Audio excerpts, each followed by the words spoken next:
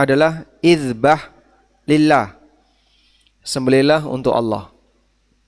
Wa qala sallallahu alaihi wasallam, dan Nabi sallallahu alaihi wasallam bersabda, la'anallahu man dzabaha li ghairillah, rawahu Muslim. Allah melaknat orang yang menyembelih hewan untuk selain Allah. Hadis sahih riwayat Muslim.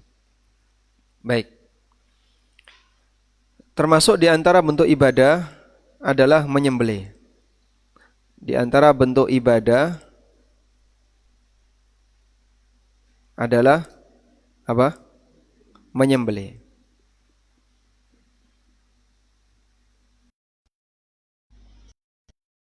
Ketika menyembelih itu ditujukan untuk selain Allah, maka statusnya perbuatan syirik. Sehingga jika ditujukan untuk selain Allah, maka statusnya syirik. Dan statusnya syirik akbar, syirik besar yang menyebabkan pelakunya keluar dari Islam. Nah, selanjutnya dilihat dari tujuan. Dilihat dari tujuan. Kita bisa bagi menyembelih menjadi dua. Yang pertama, menyembelih untuk pemanfaatan dagingnya. Pemanfaatan daging. Menyembelih yang tujuannya untuk pemanfaatan daging, seperti ya untuk dimakan atau yang semisalnya, maka yang perlu diperhatikan di situ adalah syarat halal.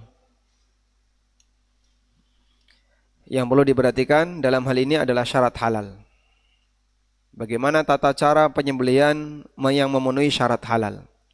Mulai dari menyebut nama Allah, disembelih dengan menggunakan senjata yang bisa melukai.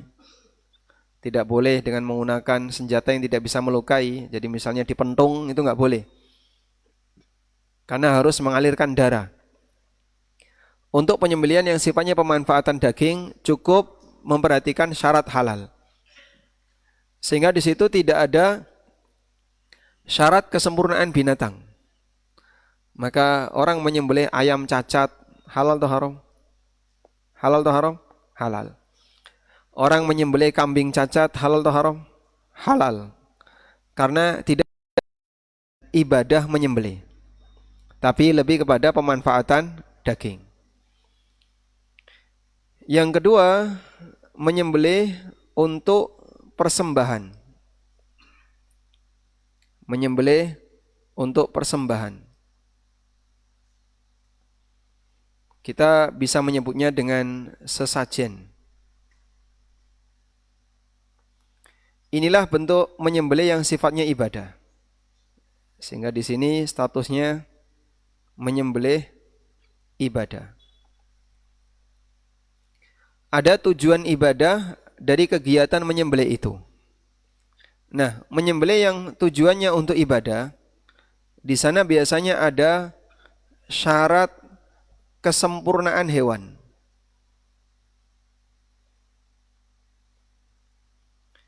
Sehingga tidak bisa asal-asalan. Karena itu untuk ibadah kurban sebagai bentuk persembahan kepada Allah ada aturannya. Ayam boleh enggak Pak dipakai kurban? Enggak boleh. Kenapa enggak boleh? Karena syarat ketentuan penyembelihan ibadah. Bolehkah kambing pincang? Enggak boleh. Kenapa? Karena ada cacat yang menyebabkan hewan itu tidak sah untuk dijadikan sebagai hewan kurban dan seterusnya. Dan ternyata pada prakteknya orang yang berbuat syirik dia juga memperhatikan bagian ini. Sehingga Anda bisa perhatikan yang berkurban dan yang sajen, yang sesajian, semuanya memperhatikan ketentuan ini. Perhatian dengan ketentuan ini. Sehingga sajen-sajen yang dilakukan oleh orang-orang yang berbuat syirik itu bukan binatang asal-asalan, tapi binatang pilihan. Kebo sing paling apik, ya, yang sungune lengkap, ya, tanduknya lengkap. Kemudian ada kriteria bobot tertentu, minimal harus sekian kilo, lalu harus jantan, apalagi warnanya bahkan ditentukan dan seterusnya. Itu membuktikan bahasanya dalam kegiatan sajen yang dicari bukan sebatas daging, tapi tujuannya adalah persembahan binatang tertentu yang disembelih untuk selain Allah Subhanahu wa taala. Maka dari semua ritual itulah menjadi perbuatan syirik akbar, walaupun bisa jadi orang merasa saya tidak ada niatan untuk menyembah selain Allah. Tapi perbuatan kamu ini sudah masuk kategori menyembah selain Allah. Karena itu penyembelihan yang sifatnya ibadah, di situ yang menjadi acara inti adalah kegiatan menyembelihnya. Kegiatan menyembelihnya. Bukan pemanfaatan dagingnya. Bukan pemanfaatan dagingnya. Sehingga terkadang hasil dari larung atau hasil dari sedekah bumi atau sajen atau yang lainnya, dagingnya terserah mau dibawa kemana. Yang penting pokoknya kepalanya ditanam di sini. Yang penting kepalanya dilarung. Baik dalam rangka untuk pemujaan Ratu Segoro Kidul atau Dewi Lanjar, pokoknya yang penting dilarung. Nah, praktek ini membuktikan bahwasanya yang mereka tuju adalah proses penyembelihannya. Baik. Karena itu kita membedakan antara penyembelihan yang sifatnya untuk pemanfaatan daging dan penyembelihan yang sifatnya untuk persembahan. Ada salah satu pondok pesantren pernah dikirimi kerbau tanpa kepala. Dan diminta kepada yang mengirim ya pakai makan para santri. Namun karena pemimpinnya ini cukup sensitif, dia tanya, kepalanya di mana?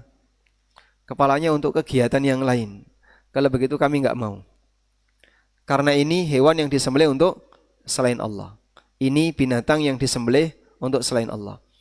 Sebab yang mereka tuju itu bukan dagingnya, tapi lebih kepada apa?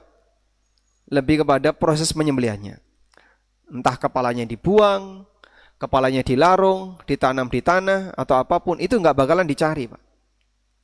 Kita kan misalnya, Pak, ada kepala sapi ditanam, eman itu. Bisa dipakai bakso kepala sapi. Itu sayang kan, bisa dipakai rujak. Rujak ilat, rujak apa? Cingur. Dan aneka kegiatan yang lainnya, pemanfaatan yang lain. Tapi mereka tidak akan mencari itu.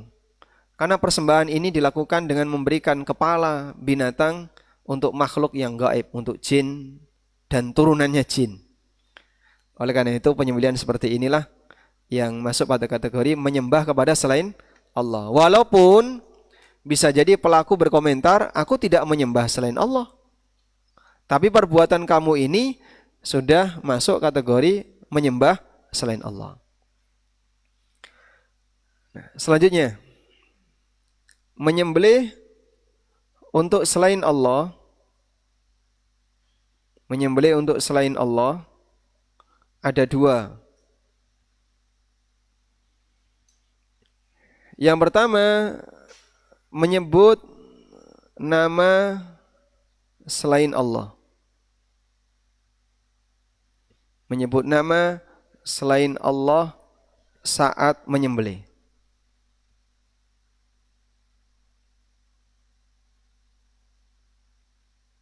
Misalnya, orang membaca Bismil Masih atas nama Al-Masih, dengan nama Al-Masih, atau Bismil Fulan, Bismi Kanjeng Sinten, dan seterusnya. Nah, saat dia menyembelih dengan menyebut nama selain Allah, berarti dia uhilla li ghairillahi bih. dia disebutkan nama Allah saat menyembelih, dan ini persembahan kepada selain Allah. Misalnya menyebut Bismil Masih, dengan nama Al-Masih, dia menyembelih dengan nama Nabi Isa alaihissalam. Gimana statusnya? Syirik akbar. Karena dia uhilla li ghairillah, termasuk di antara binatang yang disembelih untuk selain Allah. Yang kedua, menyebut nama Allah saat menyembelih, menyebut nama Allah saat menyembelih, namun tujuannya untuk pengagungan selain Allah. Misalnya, dia membaca Bismillah, tapi binatang ini mau ditanam kepalanya, atau mau dilarung kepalanya. Padahal waktu menyembelih, Masya Allah, dia bisa ngundang tokoh masyarakat, kemudian doa-doanya pakai doa-doa Islami, pakai teks Arab. Bismillah wassalatu wassalamu ala rasulillah. Bismillah Allahu akbar, takbir, takbir. Ya. Setelah itu kepalanya dilarung. Berarti tujuannya untuk apa? Sajen kepada selain Allah. Atau kepalanya untuk sedekah bumi, ditanam di tempat-tempat tertentu. Misalnya sebelum bangun bangunan A, sebelum bangun bangunan B, dan seterusnya.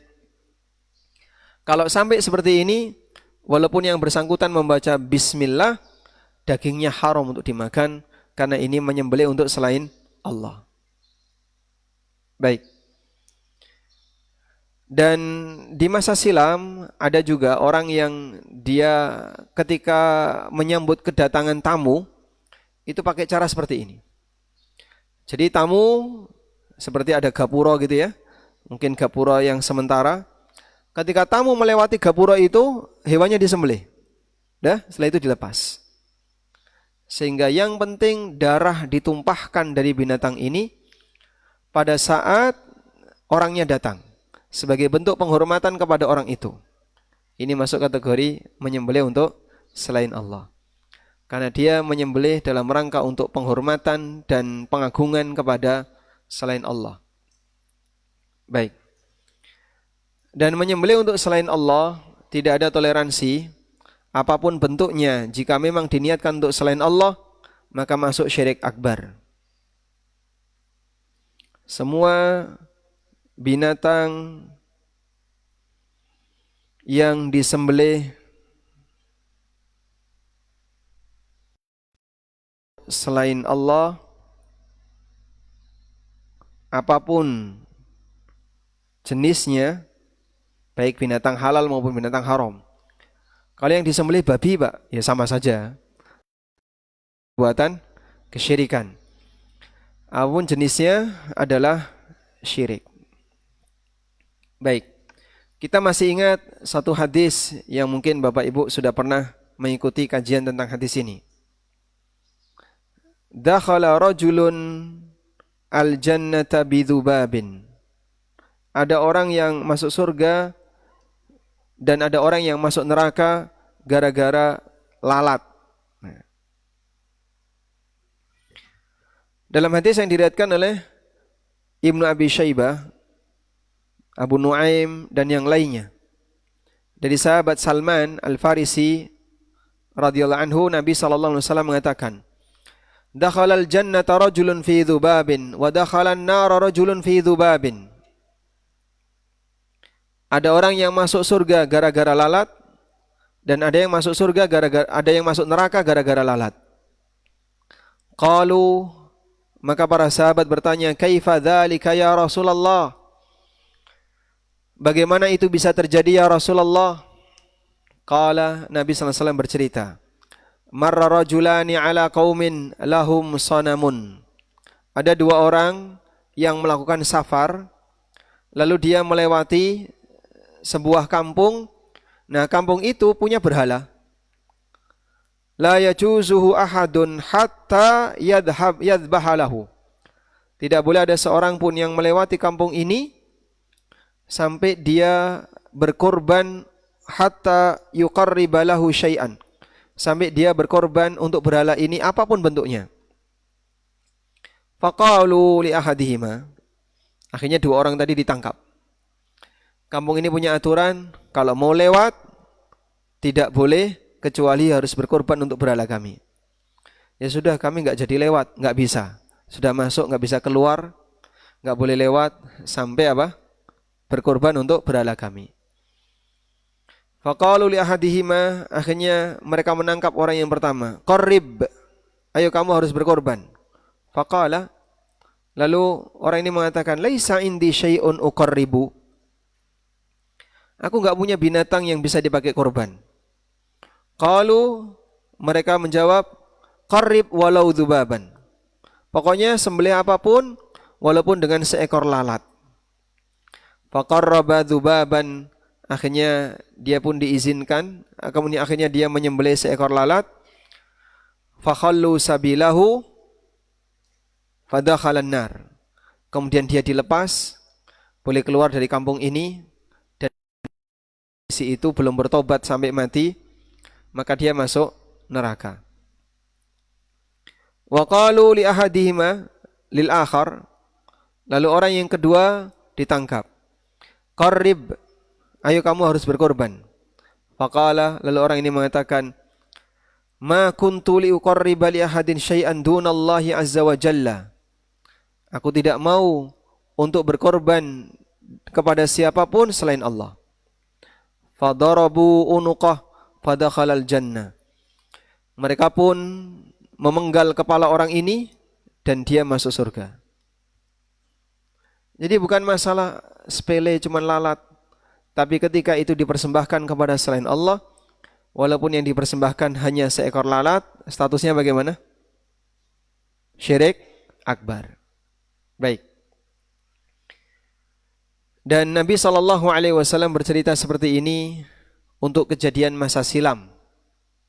Kejadian yang terjadi sebelum umat Nabi Muhammad SAW, sehingga ini salah satu di antara dalil bahwa menyembelih untuk selain Allah tidak ada toleransi, walaupun binatangnya binatang yang mungkin tidak ada nilainya, tapi ketika itu dijadikan sebagai persembahan untuk selain Allah, statusnya syirik akbar. Nah. Selanjutnya, mengenai teknis menyembelih.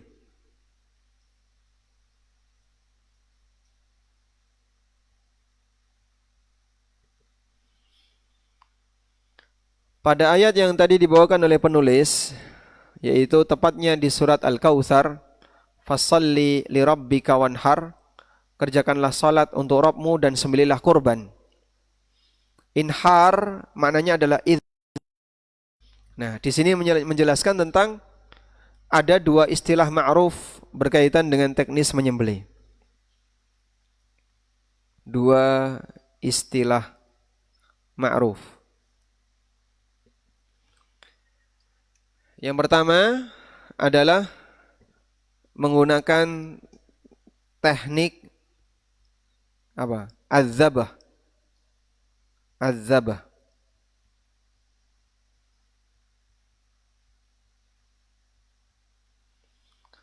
Untuk az-zabah ini berlaku untuk binatang selain onta.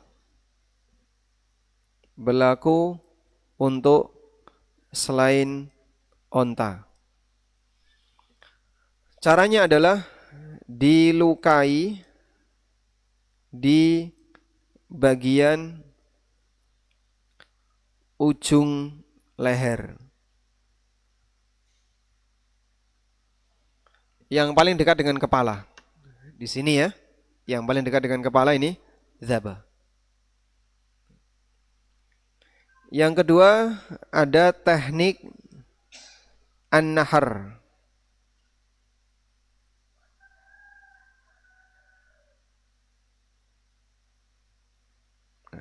Ada teknik an-nahar. An-nahar ini berlaku untuk onta.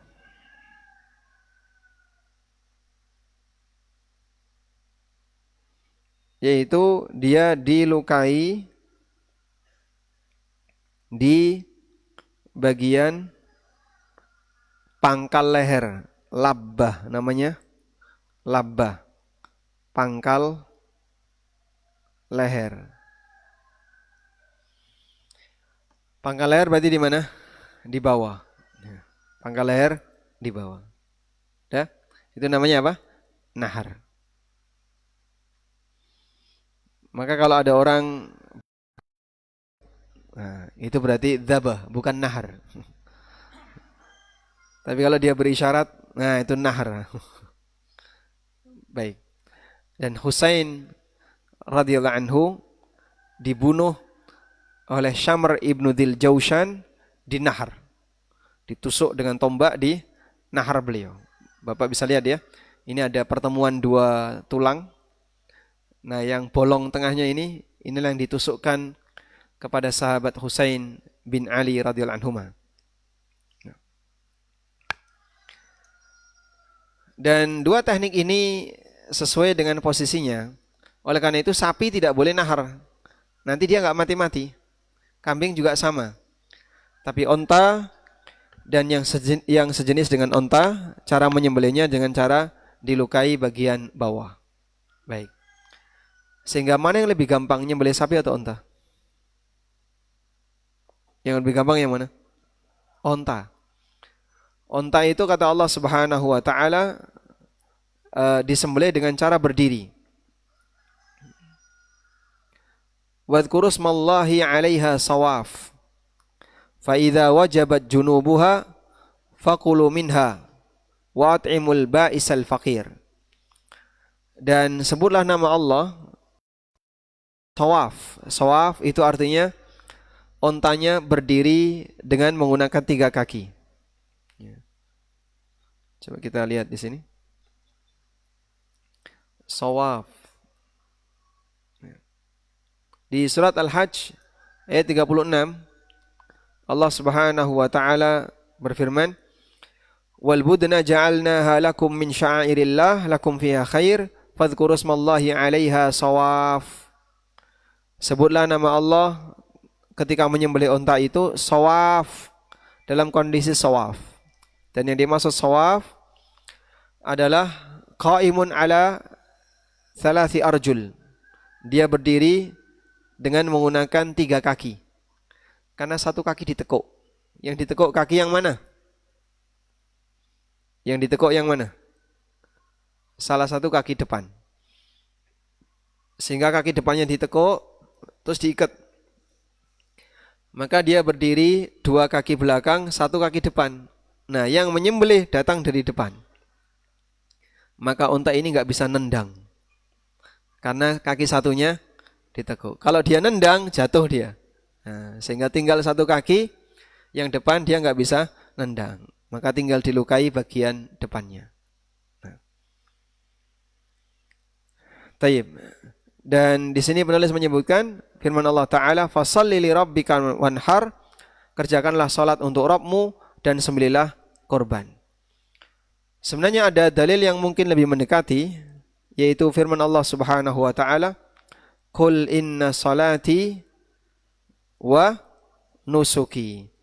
Kalimat wa nusuki, nusuk di situ jika maknanya adalah menyembelih, maka ini ikrar. Qul inna salati wa nusuki wa mahyaya wa mamati lillahi rabbil alamin. Sampaikanlah sesungguhnya salatku, nusukku, nusuk artinya apa? Dzabhi, sembelihanku. Hidup dan matiku hanya milik Allah Rabbul Alamin, sehingga tidak boleh untuk selain Allah. Nah. Selanjutnya pelanggaran berikutnya, dan di sini Nabi sallallahu alaihi wasallam mengatakan dalam hadis riwayat Muslim, ancaman bagi orang yang menyembelih untuk selain Allah. Wa qala sallallahu alaihi wasallam, la'anallah man dzabaha li ghairillah. Allah melaknat orang yang menyembelih untuk selain Allah. Allah melaknat orang yang menyembelih untuk selain Allah. Rawahu Muslim, hadis riwayat Muslim. Dan kita sepakat bahwasanya praktek seperti ini adalah kesyirikan karena menyembelih berarti bentuknya beribadah kepada selain Allah Subhanahu wa taala.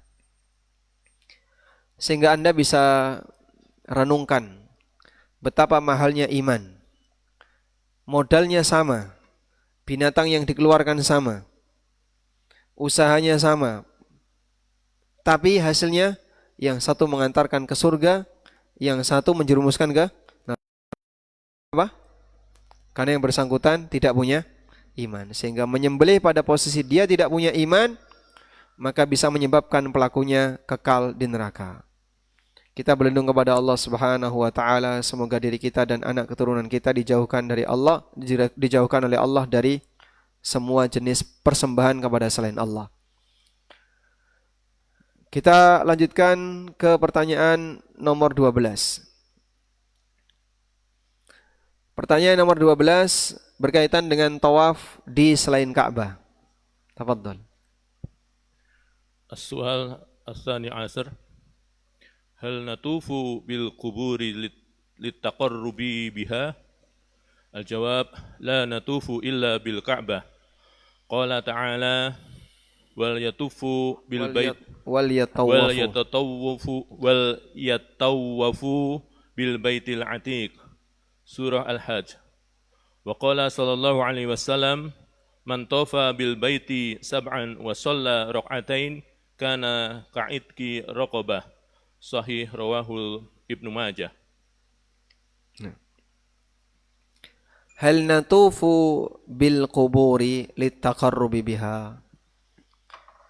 Bolehkah kita tawaf di kuburan dalam rangka untuk beribadah kepada kuburan? Jawabannya la natufu, kita tidak boleh tawaf illa bil Ka'bah, kecuali di Ka'bah. Qala ta'ala, Allah Ta'ala berfirman, wal yatawafu bil baitil atiq. Lakukanlah tawaf di rumah yang paling tua. Apa makna Baitul Atiq? Apa makna Baitul Atiq? Ka'bah. Al-Atiq artinya tua. Baitul Atiq artinya rumah yang tua, yaitu Ka'bah. Kenapa Ka'bah disebut sebagai rumah yang tua? Kenapa Ka'bah disebut rumah yang tua? Yang jawab dapat hadiah teh di luar gratis. Masya Allah. Kenapa Ka'bah disebut rumah yang tua? Karena dia rumah yang dibangun pertama kali. Baik. Dan Anda bisa lihat bangunan Ka'bah yang disebut sebagai Al-Bait, disebut sebagai rumah, itu tidak ada toilet di dalamnya, tidak ada dapur, tidak ada jendela, tidak ada apa lagi? Tidak ada kasur. Sehingga definisi Al-Bait itu adalah ruangan yang tertutup karena bangunan manusia. Itu namanya apa? Al-Bait. Sehingga Ka'bah itu tertutup, ada pintunya. Walaupun dulu Ka'bah itu sempat terbongkar atapnya, sehingga atasnya enggak ada, cuman tembok-tembok yang tinggi ke atas, tapi atapnya bolong. Kemudian setelah itu ditutup. Nah, selanjutnya ini. Rumah di zaman Nabi SAW itu kan dua bagian ya. Nah, satu bagian itu tertutup. Yang satunya terbuka, hanya ada pagar di samping ini. Tapi yang ini tertutup. Mbah piye ini cara Anda melihat. Ini atap terbuka. Yang ini atap tertutup. Yang ini disebut hijr atau hujroh. Yang ini disebut bait. Yang ini disebut apa? Al-bait. Ini disebut al-hijr atau hujroh. Dah? Nabi SAW pernah bersabda, Salatul mar'ati fi baitiha. Kita lihat di sini. Biasanya ada yang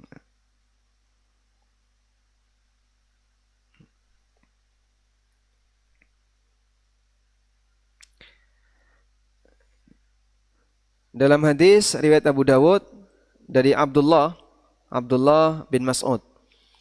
Salatul mar'ati fi baitiha afdalu min salatiha fi hujratiha. Salatnya wanita di rumahnya lebih afdal daripada salatnya di hujrahnya. Wa salatuha fi makhda'iha afdalu min salatiha fi baitiha. Dan salatnya wanita di kamarnya lebih afdal daripada salat di rumahnya. Nah, di sini kita bisa memahami hadis tersebut. Wanita salat di sini dengan wanita salat di sini itu nilainya beda. Di sini lebih afdal daripada di sini. Walaupun ini sama-sama rumah. Ya, bahasa kita ini seperti teras. Sehingga masih kelihatan dari atas, tapi tertutup dengan apa? Pagar. Ada pagar seperti pelepah kurma atau bambu-bambu yang dijejer. Itu dulu ya. Yang ini tembok. Yang bagian ini tembok. Ini tembok. Lalu atasnya ada atap. Antara sholat di hujrah dengan sholat di bait lebih afdol di bait. Ada satu lagi namanya makhda. Makhda itu kamar. Sehingga di dalam bait ini ada makhda, ada kamar. Dia sholat di makhda lebih baik. Bahasa lainnya, makin tersembunyi, makin afdal. Sehingga wanita yang sholat di tempat makin tersembunyi, makin afdal. Tapi suami saya ikutan ya Pak. Nah, itu berarti suaminya solehah. Perlu diajak untuk ke masjid. Bapak sholatnya jangan di tempat seperti ini. Bapak di masjid, bukan di tempat, bukan di kamar. Sholat di kamar itu khusus bagi siapa? Para istri, para wanita, bukan bagi lelaki. Nah, Ka'bah disebut bait karena dia bangunan. Sebagaimana layaknya rumah. Bangunan yang tersusun dari batu. Siapa yang pertama kali bangun? Ada banyak versi yang disampaikan oleh para ulama. Ada yang mengatakan yang pertama kali bangun adalah Nabi Adam. Dan ada yang mengatakan itu bangunan malaikat. Apapun itu yang jelas itu bangunan pertama. Yang jelas itu bangunan pertama. Sehingga mau siapapun yang pertama kali bangun, kita kalaupun tidak tahu tidak mempengaruhi akidah. Dan Ka'bah itu dulunya Ka'bah dulu hanya punya 2 pojok. Rukun Yamani dan rukun Hajar Aswad. Sedangkan pojok yang lain nggak ada. Terus bentuknya gimana Pak? Bentuknya Ka'bah dulu seperti ini, seperti huruf D. Nah. Jadi Ka'bah itu ujungnya melingkar.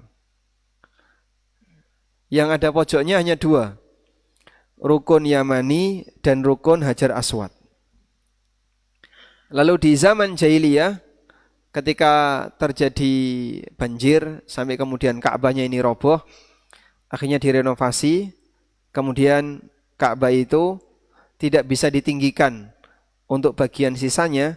Akhirnya orang-orang masyarakat jahiliyah dipotong seperti ini. Nah, dan hanya bagian ini yang ditinggikan. Jadinya ada 2 pojok tambahan. Pojok apa? Pojok Irak, rukun Iraki, dan rukun Syami. Lalu hijir itu agak sedikit menonjol. Nah, batasnya ada di sekitar sini. Dan batasnya itu batu yang sampai sekarang masih ada tapi tertutup. Sementara posisi hijir yang baru itu lebih luar dari batas Ka'bah yang sebenarnya. Baik. Oleh karena itu kalau ada orang tawaf kok masuk sini, gimana hukumnya? Ditangkap askar, ya, dan batal karena berarti dia tidak mengelilingi Ka'bah. Sebab masih ada wilayah Ka'bah di sini yang belum dia lewati. Baik. Dan hanya satu bangunan ini yang kita disyariatkan untuk tawaf. Tawaf itu artinya apa? Tawafa yatufu, berkeliling. Tawaf artinya berkeliling. Kucing itu disebut oleh Nabi sallallahu alaihi wasallam, innahu minat tawafun wat tawafat. Binatang kucing itu sering berkeliling, maksudnya berkeliaran di tengah kalian. Dan hanya satu bangunan yang kita diperbolehkan melakukan ibadah tawaf di situ, yaitu Ka'bah. Selain itu enggak boleh. Walaupun pada prakteknya beberapa orang melakukan tawaf di selain Ka'bah. Ada tawaf di kuburan, ada tawaf mubengi beteng, ada tawaf mubeng apa lagi? Mubeng rumah dan seterusnya. Ya, sehingga sampai ada saran ya. Cara yang tepat agar rumah kita tidak kemalingan adalah kamu tawafi rumah itu setiap malam. Itu pasti tidak akan kemalingan. Baik. Namun tentu saja berkeliling yang dimaksud dengan berkeliling yang sifatnya untuk ibadah sama atau beda? Beda. Sehingga tawaf kepada selain atau di selain Ka'bah bisa dipastikan dia beribadah untuk selain Allah. Nah, penjelasannya seperti ini. Hukum tawaf di selain Ka'bah. Nah, ini sedikit sensitif karena mungkin berkaitan dengan sebagian budaya yang ada di sekitar kita. Apa hukum tawaf di selain Ka'bah? Kita survei dulu. Apa hukum tawaf di selain Ka'bah? Santri Alwan. Yang satunya merem. Masya Allah. Apa hukum tawaf di selain Ka'bah? Haram. Haram atau syirik atau bid'ah atau apa? Tergantung tujuan. Tujuannya kapan haram, kapan syirik? Belakangnya.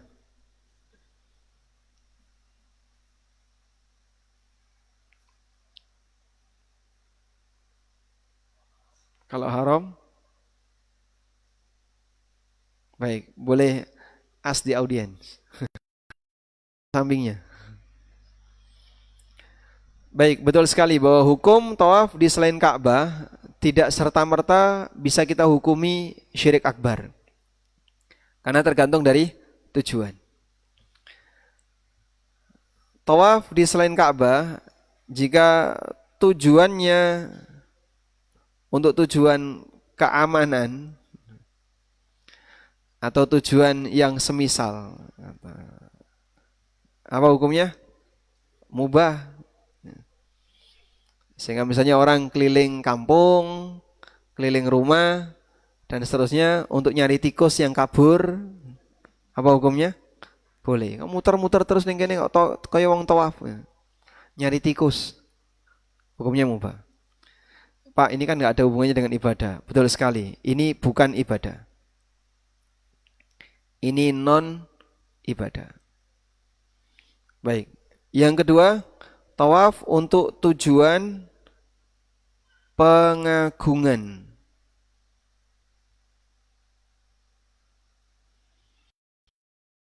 Tawaf untuk tujuan pengagungan. Jika tujuannya untuk pengagungan selain Allah, kepada selain Allah, karena itu ada ritual khusus, sehingga nggak asal-asalan muter ya. Dia ikut muter tapi HP-nan ini. Kalau nelpon gitu, gimana kira-kira? Diseneni. Wah, orang ngajeni kowe. Tidak memuliakan. Sehingga nggak boleh dia melakukan seperti itu. Sampai ada pakaian khusus, ada ritual khusus, ada kegiatan khusus. Mubeng itu karo apa, Pak? Bisu. Nggak boleh bicara. Sehingga dia mubeng sambil bisu. Ngobrol boleh nggak? Nggak boleh. Kalau mau ngobrol, isyarat. Sampai ada ketentuan khusus seperti itu. Jika ini tujuannya untuk pengagungan kepada selain Allah, syirik akbar. Walaupun dikemas dengan atas nama budaya. Nggak boleh kayak gitu. Sehingga kalau sampai ada ritual-ritual khusus seperti itu, maka berarti dia ada unsur pengagungan kepada selain Allah. Dan ini statusnya syirik akbar.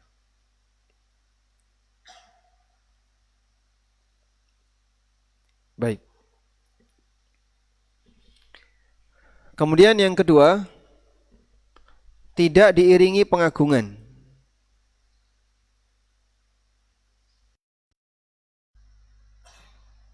Tidak diiringi pengagungan, tapi tujuannya untuk ngalap berkah. Ya.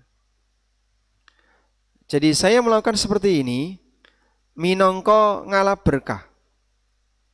Sebab tempat ini tempat yang barokah. Maka saya keliling-keliling kuburan ini sambil berdoa kepada Allah. Sebab ini kuburan orang soleh dan tempat ini tempat yang barokah, sehingga saya berharap doa saya mustajab. Sehingga dia berdoa kepada Allah di sekitar yang ditawafi dengan tujuan apa? Ngalap barokah. Agar doanya mustajab. Agar doa mustajab. Nah, kalau seperti ini jadinya apa hukumnya? Kalau seperti ini, bid'ah. Demikian rincian yang disampaikan oleh Syekh Abdul Aziz Ibnu Baz rahimahullah. Sehingga tidak semuanya bernilai syirik akbar. Nah, untuk yang kedua ini tidak melakukan seperti yang pertama. Tidak ada tata cara khusus, protap-protap khusus, doa-doa tertentu tidak ada. Tapi dia cuma berkeyakinan kalau kamu melakukan seperti ini doamu lebih mustajab karena ini tempat orang soleh. Ini praktek bid'ah dalam berdoa. Padahal Nabi SAW tidak pernah mengajarkan doa seperti itu. Walaupun ini layak untuk dilarang karena bisa memicu orang untuk berbuat syirik akbar sampai pada titik pengagungan kepada kuburan. Baik. Kalau cuman ikut-ikutan, Pak, mubeng beteng itu berapa kali? Berapa kali? 7 kali. Saya nggak pernah ikut ya. Yang kemarin ikut satu syuro ada nggak? Tonggone pundi tonggone ini. Itu berapa kali mubeng beteng? Ada yang tahu? Hah? Pinten, Pak? Anggaplah misalnya, kalau sekali boleh nggak, Pak? Ya sama saja. Tawaf mau sekali, mau 7 kali, mau sekian kali. Yang jelas ketika dia berkeliling itu dengan tujuan untuk pengagungan kepada selain Allah, dan di situ ada tata cara tertentu, berarti dia beribadah kepada selain Allah, ini masuk kategori syirik akbar. Yang ikut-ikutan kan kadang ada mahasiswa yang nggak ngerti apa-apa, terus di situ dia ikut gandengan tangan sama pacarnya. Dia anggap biar nanti kehidupannya bisa bahagia dan seterusnya. Itu masuk syirik atau tidak? Belum. Kenapa? Karena dia tidak sampai pada tingkatan pengagungan kepada selain Allah. Dan itu banyak sekali katanya. Sehingga ikut-ikutan, dia tawaf, ya mungkin dia sambil ngobrol, sambil megang HP, sambil utak-utak WA-WA-an. sambil nonton berita tapi dia ikut. Ya ini tidak sampai pada syirik akbar, namun dia melakukan praktek kesalahan tasyabbuh dengan orang yang sedang melakukan praktek syirik akbar. Semoga Allah Subhanahu wa taala menyelamatkan diri kita dan keturunan kita dari semua kegiatan syirik akbar. Walhamdulillah. Wa qala sallallahu alaihi wasallam, man tafa bil baiti sab'an. Barang siapa yang tawaf di Ka'bah 7 kali. Wa shalla rak'atain, lalu dia salat 2 rakaat. Kana ka'idki raqabatin, maka pahalanya seperti membebaskan budak. Dan makin jauh, makin besar pahalanya. Terlepas dari apakah menggunakan kendaraan ataukah jalan kaki. Karena tawaf bisa pakai menggunakan kendaraan, bisa jalan kaki. Nabi SAW ketika tawaf pakai kendaraan enggak? Ada yang menggunakan kendaraan dan ada yang jalan kaki. Dan sekarang dua-duanya bisa dilakukan. Tawaf jalan kaki boleh, naik kursi roda bisa, pakai skuter boleh, pakai mobil golf. Masih ada? Masih ada ya, bisa. Ya, meskipun rasa meresapinya kurang ya, dibandingkan yang dia bisa di dekat Ka'bah, kemudian melambaikan tangan ke Hajar Aswad dan seterusnya. Dan Allah Subhanahu wa taala jadikan Ka'bah sebagai pusat perhatian umat sedunia, walaupun bangunan Ka'bah tidak lebih indah dibandingkan bangunan masjid yang ada di sekitarnya. Baik. Ketika tawaf, di situ ada kegiatan apa terhadap Hajar Aswad? Mencium, menyentuh, berisyarat. Ada 4 sunnah Nabi SAW terhadap Hajar Aswad tawaf. 1, mencium langsung. Mengucapkan Bismillah Allahu Akbar, lalu mencium Hajar Aswad. Yang kedua, menyentuh dengan tangan. Bismillah Allahu Akbar, Hajar Aswadnya disentuh, terus tangannya dicium. Yang ketiga, menggunakan tongkat. Bismillah Allahu Akbar, tongkatnya disentuhkan Hajar Aswad, terus ujung tongkatnya dicium. Yang keempat, melambai, isyarat melambai tanpa ciuman. Bismillah Allahu Akbar, jalan. Nah, jamaah jangan latah. Bismillah Allahu Akbar. Bismillah. Nah, terus apa? Kisbah. Loh kok kamu kayak gitu? Ya yang lain kayak gitu tiru-tiru. Kamu jangan tiru-tiru. Belum tentu mereka lebih ngerti sunnah daripada kita. Tapi dia orang Arab. Masa sih orang Arab? Itu bukan orang Arab. Arab maklum itu. Wajah India kayak gitu kok. Wajah Pakistan atau orang Turki dan seterusnya. Sehingga yang pertama kadang ikut-ikutan ya kayak gitu. Padahal tidak ada anjuran untuk mencium jika hanya berisyarat. Bismillah Allahu Akbar, jalan. Baik. Dan mengamalkan sunnah dalam hal ini penting untuk diperhatikan karena banyak orang yang terkadang kurang perhatian dalam mengamalkan sunnah ketika tawaf. Wallahu a'lam. Ini ada satu pembahasan tentang masalah sihir. Mungkin karena cukup panjang ya, pembahasan sihir, tapi kita baca dulu. Insya Allah penjelasannya kita akan kupas di pertemuan berikutnya. Kita baca pertanyaan yang ke-13.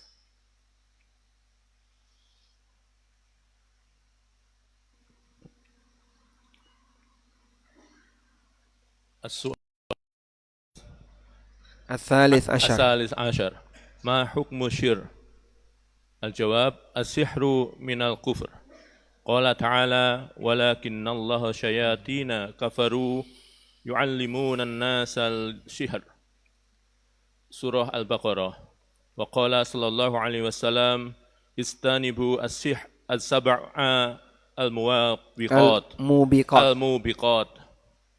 الشرك بالله والشهر Rawahul Muslim. Pertanyaan yang ke-13. Ma hukmus sihir? Apa hukum sihir? As-sihru minal kufri. Sihir termasuk praktek kekufuran. Dalilnya adalah firman Allah Ta'ala, walakinna syayatina kafaru yu'allimuna an-nas. Tapi setanlah yang kafir karena mereka mengajarkan manusia berbuat sihir. Ayat ini isinya bantahan. Untuk siapa? Orang Yahudi yang mereka punya keyakinan bahwa Sulaiman bisa menguasai jin, manusia, dan binatang karena Sulaiman punya sihir. Dan puncak sihirnya Sulaiman ada di buku, yang buku itu tersimpan di bawah singgasananya Sulaiman. Nah, kitab itu kemudian dicari oleh orang Yahudi. Setelah mereka mendapatkan informasi, mitos bahwasanya Sulaiman itu punya sihir, dan buku sihirnya Sulaiman itu tersimpan di bawah singgasananya Sulaiman, akhirnya mereka gali. Yang sebenarnya itu nggak ada. Tapi kenapa buku itu ada? Ada yang mengatakan setan sengaja meletakkan buku sihir itu di situ. Akhirnya dipercaya ini sihir peninggalan Sulaiman. Lalu Allah Subhanahu wa taala mengatakan, "Wattaba'u ma tatlu syayatin 'ala mulki Sulaiman." Mereka mencari-cari apa yang dibacakan oleh setan terkait kerajaan Sulaiman. Mereka diperintahkan untuk membaca Taurat, malah dia tinggalkan Taurat, malah cari buku sihir. Ada banyak orang seperti itu. Disuruh belajar Al-Quran, belajar buku hadis, yang dicari primbon. Akhirnya Al-Qurannya ditinggalkan, hadisnya ditinggalkan. Dia lebih sibuk baca apa? Buku kanuragan. Bagaimana cara untuk mempelet orang. Teori melet. Masya Allah. Bagaimana cara untuk apalagi penyakit A mengobati penyakit B. Saya pernah ikut satu workshop ya, pelatihan. Waktu itu diselenggarakan oleh Kementerian Pendidikan. Nah, yang isi itu orangnya bisa dukun. Terus dia sempat cerita pengalaman dia, masyarakat itu sakit apapun datang ke kiai. Loro untu datang ke kiai, barang hilang datang ke kiai. Nah, ini loro untu, dia nulis sesuatu, ada ayat yang saya lupa, alhamdulillah saya lupa ya. Dia menuliskan satu ayat di kertas, terus dilipat, kemudian dipaku kertas itu. Ayo geget. Wah, kalau dipaku, geget. Dia disuruh geget kertasnya, dipaku, bukan dipaku di giginya ya, dipaku di kayu. Sambil dia disuruh gigit. Gigit apa ya? Pokoknya gigit terserah. Itu ternyata bisa sembuh katanya. Ya, cuman alhamdulillah saya lupa ayatnya sehingga nggak bisa praktek, Pak. Ada juga orang yang kehilangan barang, terus dia carikan dengan nulis, innalladzi farada 'alaikal qur'ana laradduka ila ma'ad.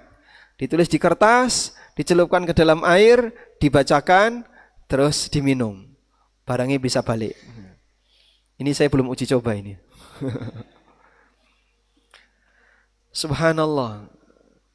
Apakah seperti itu hasilnya kalau kita belajar agama? Qur'annya dijadikan jimat.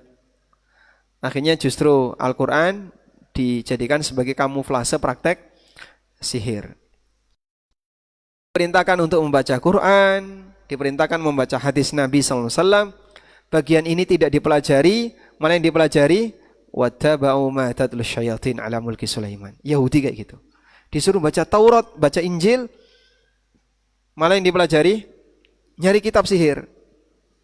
Lalu dibantah oleh Allah, wa ma kafara Sulaiman. Sulaiman enggak pernah kafir dengan melakukan praktek sihir.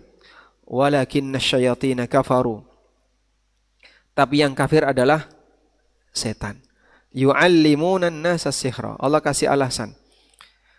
Kenapa setan kafir? Karena merekalah yang mengajarkan sihir kepada umat manusia. Pertanyaannya, siapa guru sihir? Siapa guru sihir? Setan. Guru sihir adalah setan. Sulaiman bukan guru sihir adalah setan. Wa qala sallallahu alaihi wasallam, Nabi sallallahu alaihi wasallam bersabda, ijtanibus sab'al mubiqat, jauhilah. Dan salah satu di antara 7 dosa besar itu, kata Nabi sallallahu alaihi wasallam setelah beliau berinci, asyirku billah wassihru, di antaranya adalah praktek sihir. Hadis riwayat Muslim. Baik, mengenai rinciannya seperti apa itu sihir dan bagaimana macam-macam sihir serta hukumnya, insyaallah kita akan angkat di pertemuan berikutnya insyaallah taala. Wassallallahu ala nabiyyina Muhammadin wa ala alihi wa sahbihi wasallam. Jazakumullahu khairan Ustaz atas kajian di pagi hari ini. Ada beberapa pertanyaan dari jamaah kajian di Masjid Al-Hidayah ini. Yang pertama, Ustaz, kerabat kami semasa hidupnya, berarti sudah meninggal, sering melakukan praktek perdukunan, juga tatoyur. Namun dia juga melakukan ibadah sebagaimana muslim lainnya. Bolehkah kita memintakan ampun atasnya? Sebab kami tidak tahu kerabat kami ini mati dalam kondisi muslim atau musyrik. Allahul musta'an. Baik, kita tidak bisa memberikan hukum kepada yang bersangkutan apakah mati sebagai muslim atau musyrik. Yang jelas ibadah tapi tidak diiringi tauhid, maka statusnya apa? Tidak diterima. Sehingga kalaupun ada orang yang rajin salat, rajin qiyamul lail, rajin puasa, bahkan rajin haji dan umrah, namun di saat yang sama dia ikut sajen dan beribadah kepada selain Allah, ya kita sebut dia musyrik. Justru orang musyrik itu apa? Menggandakan ibadah. Ibadah untuk Allah dan ibadah untuk selain Allah. Sehingga pada posisi ketika dia beribadah kepada Allah, dia bertauhid. Saat dia beribadah kepada selain Allah, dia syirik. Maka dia mendobel ibadah kepada Allah dan untuk selain Allah.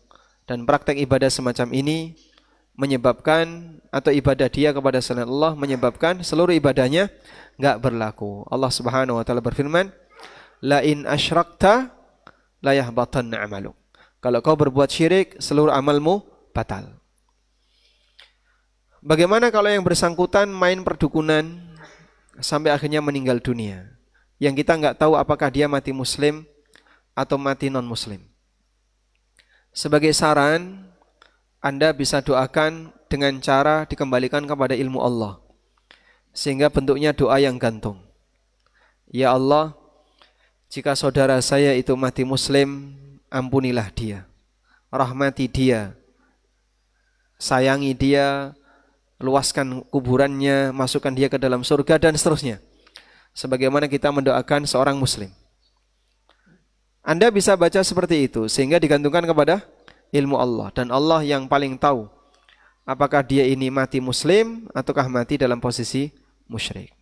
Wallahu a'lam. Yang berikutnya Ustadz, kapan waktu khitan yang terbaik? Kemudian bagaimana cara sholat orang yang dikhitan? Selanjutnya, cara sholat orang yang khitan, yang dikhitan. Dikhitan atau belum khitan? Setelah atau pada waktu dia menderita dikhitan. Oh. Kemudian bagaimana jika disentuh bagian yang dikhitan?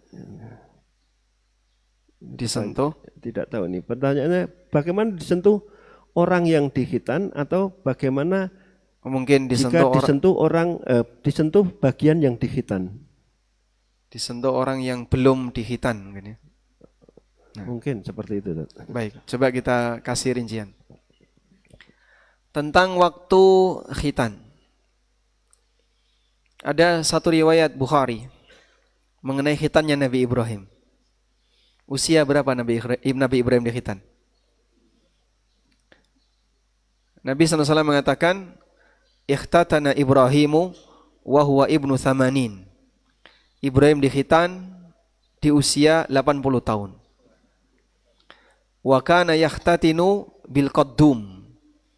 Beliau khitan dengan menggunakan qaddum, kapak. Jadi bukan pisau, Pak. Kapak. Bapak tahu tatal? Tata. Ya. Bukan tatal ya, kalau tatal kan serpihannya. Tata itulah qaddum. Tata ada yang pegangan samping, ada yang pegangan atas. Beliau khitan dengan menggunakan qaddum, menggunakan tata. Enggak usah dibayangkan ya. Masya Allah. Di usia 80 tahun. Dan ada sebagian versi menyebutkan Ibrahim khitan di usia 120 tahun.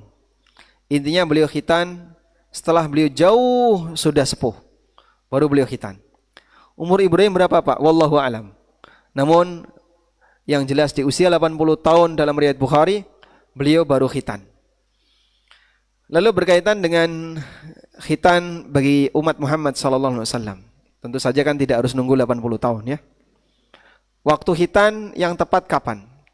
Ada waktu wajib dan ada waktu mustahab.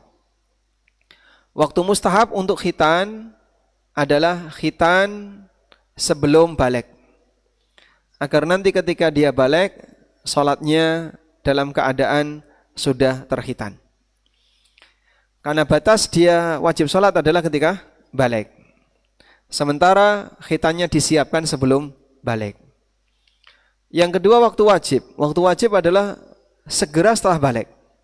Sehingga misalnya kalau malamnya anak itu balik, di usia 15 tahun dia mimpi basah di malam hari. Lalu lapor ke ibunya, padahal belum sunat. Maka bisa langsung libur sekolah dulu untuk sunat. Karena dia sudah balik. Tayyib. Dan bahkan ada keterangan yang disampaikan oleh An-Nawawi rahimahullah bahwa apabila di usia masih terlalu muda itu akan berbahaya bagi dirinya, maka khitannya boleh ditunda. Selanjutnya, bagaimana hukum sholat orang yang belum dikhitan? Sholatnya orang yang belum dikhitan yang benar sah. Walaupun ada sebagian ulama salaf yang cukup keras dalam masalah ini, seperti riwayat dari Ibnu Abbas radhiyallahu anhuma, beliau mengatakan la salata wala hajja li ghairil makhtun. Tidak ada salat dan tidak ada haji untuk lelaki yang belum dikhitan. Sebagaimana yang disebutkan oleh Ibnu Qudamah. Namun ini pendapat beliau. Akan tapi pendapat yang dipilih oleh jumhur, wallahu alam, salatnya orang yang belum dikhitan statusnya sah. Termasuk juga ketika dia jadi imam. Misalnya anak di usia 10 tahun, di usia 11-12 tahun. Sudah bisa salat? Bisa. Dia sudah tamyiz. Tapi belum balik dan belum dikhitan. Boleh enggak jadi imam? Jawabannya boleh. Dan sebagian ulama Syafi'iyah menilai makruh. Dalam fatwanya Al-Qadhi Muhammad Ismail Imrani, beliau menyebutkan bahwa, dan beliau ulama Syafi'iyah belakangan, Al-Qadhi Al-Imrani menyebutkan bahwa orang yang belum dikhitan kemudian salatnya sah, imamnya sah, tapi makruh. Nah, salah satu di antara pertimbangannya adalah bahwa kulfah yang menutupi kemaluan itu terkadang menyimpan najis. Tapi ini kan statusnya di dalam. Dan itu yang menjadi titik khilaf. Apakah ini bisa membatalkan sholat ataukah sholatnya tetap sah. Sementara disentuh oleh anak yang belum khitan. Apa hukum disentuh anak yang belum khitan? Misalnya kita sedang sholat, disentuh anak yang belum khitan. Enggak usah jauh-jauh. Apa hukum disentuh istri yang haid? Apa hukumnya disentuh istri yang haid? Ya, suami bersentuhan dengan istri yang haid, najis atau tidak? Najis? Tidak. Padahal najisnya haid jelas. Najisnya yang belum dikhitan masih muhtamal. Betul enggak tersimpan najis di situ atau tidak tersimpan najis? Sehingga kalau disentuh wanita haid saja tidak menyebabkan orang itu jadi najis. Ibu-ibu misalnya salaman, yang sekarang ikut kajian dan dia haid, salaman, cuci tangan. Kenapa? Kamu haid. jasadnya wanita haid najis atau tidak? Menurut Yahudi najis. Nah, dan kita bukan Yahudi. Sehingga kita memahami jasadnya wanita haid tidak najis. Termasuk juga bayi yang pakai diapers, yang sudah pipis. Ada kantong diapersnya di situ dan kita lihat dia sudah terisi. Bapak atau ibu sedang sholat, bayinya ngelendot-ngelendot. Bahkan kadang nyentuh-nyentuh orang yang sedang sholat. Batal atau tidak? Tidak batal. Bedakan antara gendong dengan... Kalau gendong bayi yang bawa diapers yang ada isinya kotoran, ada isinya air kencing, ini sama dengan bawa najis. Sama seperti misalnya Anda bawa sebotol, isinya najis, dikantongi, dipakai sholat. Maka sholatnya bisa batal. Tapi kalau disentuh bayi tanpa menggendong bayi itu, disentuh bayi yang bawa najis, kita jadi najis atau tidak? Tidak. Sama sebagaimana ketika kita disentuh oleh istri yang sedang haid, maka kita sebagai suami tidak jadi najis. Wallahu a'lam. Yang berikutnya Ustaz, apakah boleh akad pembelian kredit yang ada ketentuan denda karena percepatan pelunasan, namun dia berniat tidak akan melakukan percepatan pelunasan? Keberadaan denda karena percepatan pelunasan menyebabkan akad itu harganya jadi lebih dari satu. Inilah yang dimaksud dengan jual beli dua harga. Keterangan At-Tirmidzi ketika beliau menyebutkan hadis Nabi sallallahu alaihi wasallam, naha Rasulullah sallallahu alaihi wasallam an bai'ataini fi bai'atin. Rasulullah sallallahu alaihi wasallam melarang dua transaksi dalam satu transaksi. Kata At-Tirmidzi, makna yang dipakai oleh para ulama untuk hadis ini adalah orang melakukan akad dengan dua harga namun tidak ditentukan salah satu. Jadi misalnya barang ini saya jual tunai 1.000, kredit setahun 1.500, kredit 2 tahun 2.000. Udah? Dibawalah sama si A. Setelah dibawa sama si A, ditanya, kamu mau pakai harga yang mana? Gampang, pokoknya nanti aja lah. Berarti kan ada 3 kemungkinan harga. 1.000, 1.500, 2.000. Saat dia deal untuk beli, tidak jelas harga mana yang mau dipakai. Begitu? Maka transaksi semacam ini statusnya apa? Jual beli dengan harga yang tidak jelas. Pak, yang dilarang kan 2 harga, Pak. Kalau 3 harga kan boleh. Masya Allah. Pintar ya. Kalau begitu tetapkan 5 harga. Ini yang dilarang. Oleh karena itu kalau statusnya seperti yang tadi diceritakan. Kalau kamu kredit 1 tahun, harganya 10 juta. Kamu tidak boleh nyicil kurang dari 1 tahun. Jika kamu nyicil kurang dari 1 tahun, harganya jadi 12. Jadi percepatan malah lebih mahal. Berarti di situ ada 2 harga. Harga 6 bulan misalnya, atau 9 bulan, 12 juta. Harga 1 tahun, 10 juta. Harga mana? Enggak jelas. Berarti masuk kategori apa? Jual beli 2 harga. Sehingga Anda bisa minta kepada yang bersangkutan, saya tidak akan mempercepat cicilan, tapi tolong klausul ini dihapus. Kalau klausul ini dihapus, saya mau beli. Kalau enggak, saya enggak mau beli. Karena kalau klausul ini ada, melanggar sabda Nabi SAW atau hadis, naha Rasulullah an bai'ataini fi bai'atin. Rasulullah SAW melarang 2 akad dalam 1 akad. Wallahu a'lam. Ustaz, dalam dunia konveksi, ini pertanyaan dari jamaah umroh NB. Dalam dunia konveksi ada yang namanya 1 bos yang punya barang, 2 calo, dan yang ketiga maklon yang mengerjakan barang tersebut. Yang mau saya tanyakan, saya punya teman tukang maklon yang dapat kerjaan dari calo dan dengan jenis pekerjaan ataupun dari pemilik barang, yaitu si bos. Kemudian setelah ketemu saya, si teman saya yang maklon menawarkan atau melobi saya untuk meminta pekerjaan si bos, karena dia tahu bosnya adalah teman dekat saya. Posisi saya sebagai calo. apakah kalau saya yang ngambil tawaran dari bos, saya ngambil pekerjaan maklon dari bos tersebut termasuk batil karena merebut pekerjaan orang lain? Paham insyaallah, Pak? Ini panjang ya. Panjang, sudah jam sekian berarti kayaknya nanti panjang. Baik, insyaallah boleh pekan depan bisa kita ulang nanti sambil saya baca lagi untuk teks pertanyaan terkait masalah muamalah. Baik, mungkin itu yang bisa kita bahas. Semoga menjadi kajian yang bermanfaat. Wassallallahu ala nabiyyina Muhammadin wa ala alihi wa sahbihi wasallam. Wa akhiru da'wana anil hamdulillahi rabbil alamin. Wassalamualaikum warahmatullahi wabarakatuh. Waalaikumsalam warahmatullahi